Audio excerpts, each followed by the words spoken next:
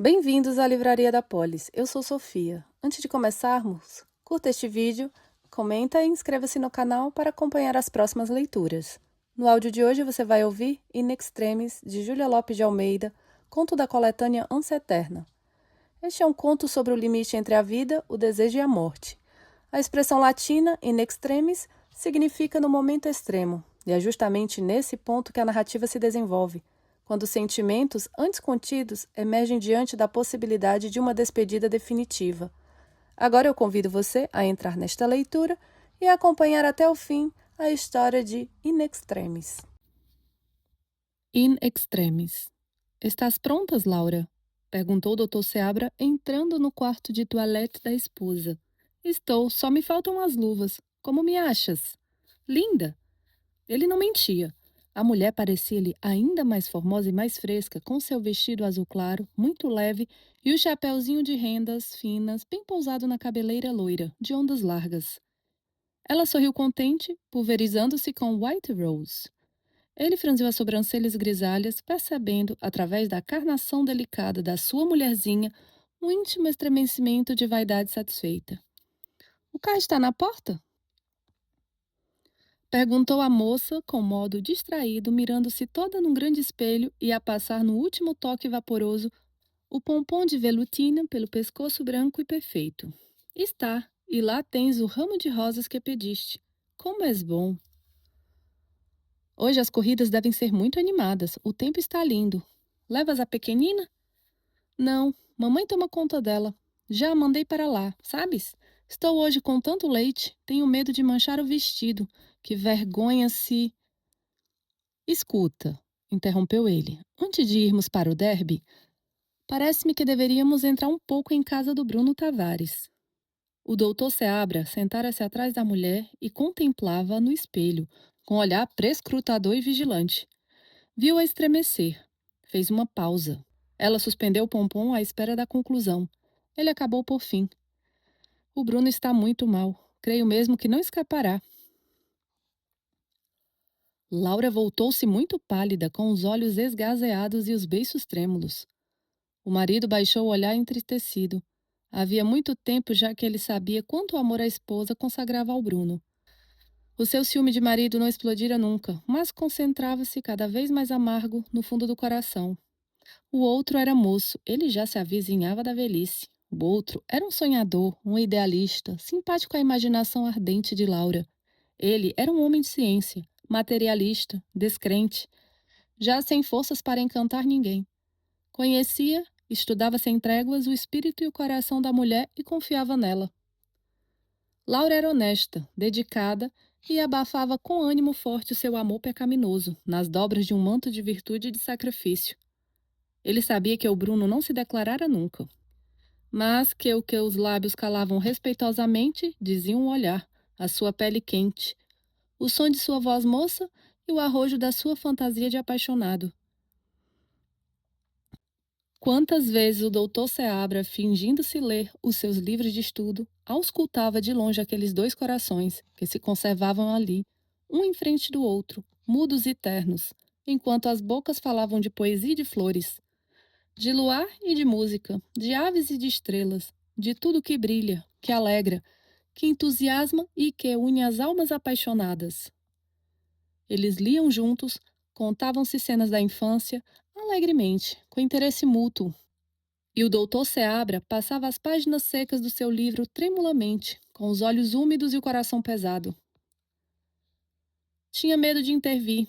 Calava os seus receios, esperando sempre uma solução ou um meio de levar a sua Laura para outras terras, sem mostrar o seu zelo, com vergonha de parecer ridículo ou de ofender a esposa. Ela era trêfega, graciosa, mas firme. Mesmo naquele dia, ele compreendia bem que toda a sua graça, todo o seu perfume, toda a sua gentileza se dirigiam ao outro, que esperava encontrar nas corridas, na arquibancada. Eram para o outro a doçura do seu ramo de rosas, o mimo das suas rendas finas, o colorido branco de sua toilette primaveril. Voavam para o outro todo o seu pensamento, toda a sua vontade e toda a sua alegria. Laura continuava pálida, suspensa. "Quem me disse isto foi o médico", continuou o marido. Como és amiga da família, lembrei-me que desejarias talvez ir lá. Sim, vamos, vamos. Desceram. O dia estava esplêndido. Passavam carros cheios de moças para as corridas. Sorria o sol, doirando o espaço, e o rumor de um domingo festivo alegrava as ruas. Laura sentou-se muito calada, apertando nas mãos com desespero o seu ramo de flores. O marido sentia-lhe a dor através do silêncio e do olhar parado de quem vê fantasmas. Tinha pena dela, dessa pobre amante virtuosa, sonhadora e casta. Falecia-lhe a coragem de perturbar-lhe a mágoa e o pensamento com uma palavra ou um simples gesto. Aquela piedade singular enchia-o de pasmo, a ele mesmo. Ela parecia-lhe agora um pouco sua filha, embora a adorasse como mulher.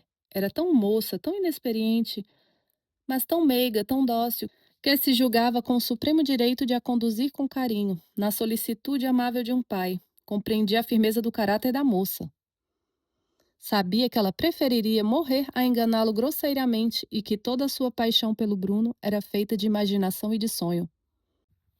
A culpa não era deles, mas sua, que já tinha cabelos brancos, as falas amortecidas, o espírito inquietado por atribulações diferentes. A morte daquele pobre rapaz era um alívio para o seu coração. Desaparecido ele, teria morrido à causa do seu ciúme amargo e irremediável. Laura continuaria por longo tempo a amá-lo nas suas orações através das estrelas. Mas o tempo viria sossegadamente a atenuar-lhe as saudades. E tudo acabaria em doce paz. Se o outro não sucumbisse, ele então arrastaria a esposa para bem longe, sem que ela desconfiasse porque, temendo entretanto a luta e descrente da vitória. Sentia que o pensamento dos dois unir-se-ia sempre através das distâncias, arrastado pelo mesmo ideal, pelo mesmo ardor e pela mesma esperança. Sim, só a morte bendita, poderia cortar com as suas asas frias aquele amor nascente. Quando o carro parou, Laura desceu sem esperar auxílio e correu para a casa do Bruno. Dentro havia um silêncio triste, um ar de túmulo. A mãe do moço apareceu-lhe chorando. O filho desenganado pelos médicos, e descreveu os horrores da febre que o levava assim, rapidamente. De mais e mais, ele negava-se a todo o alimento, dizia a pobre senhora. Só consegue tomar leite. Os médicos mandaram-no tomar leite de peito. Tenho chamado amas. Umas não querem dar-lhe o seio. Outras recusam-se a tirar o leite com a bomba. E o meu filho morre. Meu filho morre. Laura olhou para o esposo. Conservavam-se mudos um em frente ao outro. A dona da casa levou-os por fim para o quarto do doente. O moço, enterrado entre as dobras dos lençóis, pareceria dormir se não movesse continuamente os lábios muito secos. Exalava-se de todo o seu corpo um calor intensíssimo de febre. A irmã mais velha vigiava-o solicitamente, sentada ao pé do leito. Já veio a ama, mamãe? Perguntou ela com voz chorosa. Ainda não. Bruno não abriu os olhos, mas uma ligeira contração arrepanhou-lhe as faces. O doutor Seabra estremeceu. Parecia-lhe a morte. Laura voltou-se de novo para o marido com o rosto transtornado e o olhar interrogativo. Ele vacilou um momento. Depois fez-lhe um sinal afirmativo, muito vago, quase imperceptível. A moça ajoelhou-se rapidamente e desabotoou com os dedos nervosos e tateantes o seu lindo vestido de seda azul claro. O marido curvou-se trêmulo, com as narinas dilatadas e o coração opresso. Arrependido do seu consentimento, ia talvez dizer não. Mas Laura tirara o seio túmido, branco, onde as veias estendiam tênues fios azulados, e encostava o bico róseo à boca ardente e seca do moribundo. Ela, muito curvada, encobria meio o busto do enfermo. Ele engoliu o leite a largos tragos, sofregamente descerrando a poucos e poucos os olhos. A comoção de Laura era imensa. Salvar o seu amor, o seu amante sonhado, a sua esperança, com o leite da sua carne, o sangue da sua vida, era um gozo de inextinguível doçura. Não era a volúpia, a paixão sensual que vibrava no seu corpo frágil de mulher moça, mas uma piedade, uma ternura que lhe alargava a alma. De tal jeito que a fazia amar agora o moço como uma mãe adora o filho pequenino. Ele abriu completamente os olhos, reconheceu-a. Houve um sorriso entre ambos, um clarão de verdade.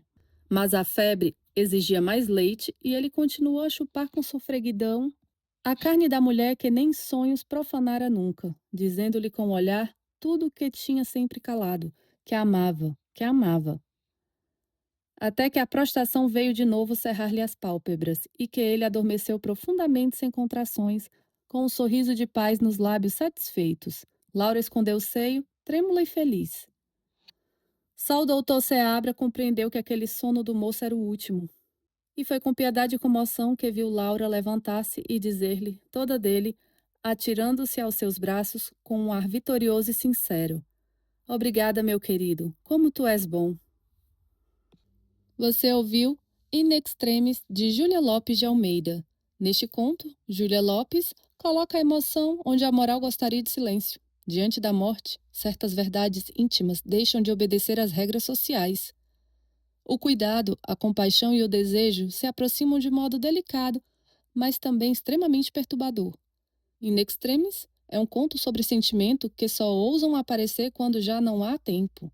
No fim, fica a pergunta: será que a proximidade da morte revela sentimentos verdadeiros ou apenas intensifica aquilo que já estava escondido? Se você gostou dessa leitura, curta o vídeo, inscreva-se no canal e acompanhe a Livraria da Polis para continuar ouvindo os clássicos. Até uma próxima leitura!